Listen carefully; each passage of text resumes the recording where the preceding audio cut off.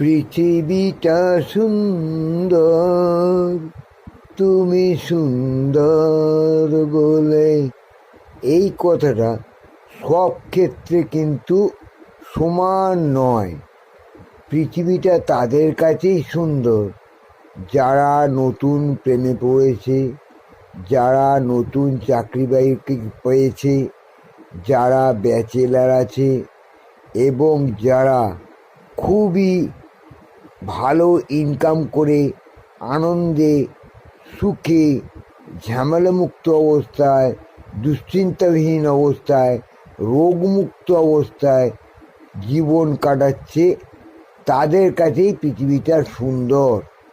আমি মনে করি একমাত্র একটা কারণেই পৃথিবীটা সুন্দর হতে পারে, যে ব্যক্তি সম্পূর্ণরূপে রোগমুক্ত থাকেন এবং প্রতিটা সময় হাসি খুশি এবং আনন্দে মেতে থাকেন, তিনিই একমাত্র উপভোগ করতে পারেন পৃথিবীটা সব দিক থেকে সুন্দর বলে।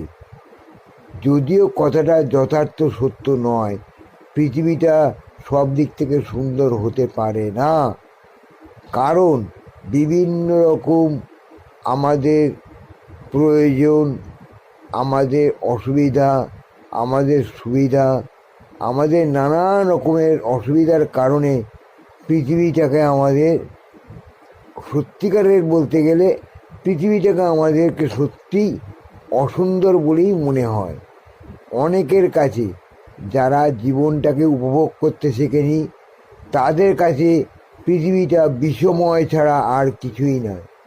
আর যারা জীবনটাকে উপভোগ করতে শিখেছে তাদের কাছে পৃথিবীটা সত্যিই খুব সুন্দর।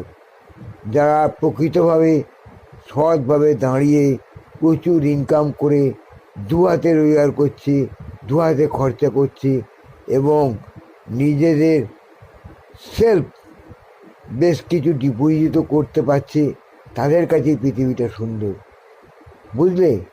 এছাড়া বাকি যারা খেটে খাওয়া মানুষ, দীনদুঃখী মানুষ, তাদের কাছে পৃথিবীটা সুন্দর বলে মনে হয় না কখনোই।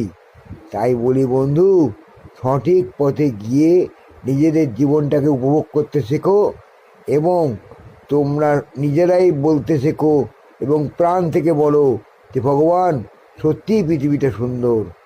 রোগমুক্ত থাকো, আনন্দে থাকো, চিন্তামুক্ত থাকো, দেখবে পৃথিবীটা সত্যিই উপভোগ্য এবং সুন্দর বলে মনে হবে, বুঝলে বন্ধু।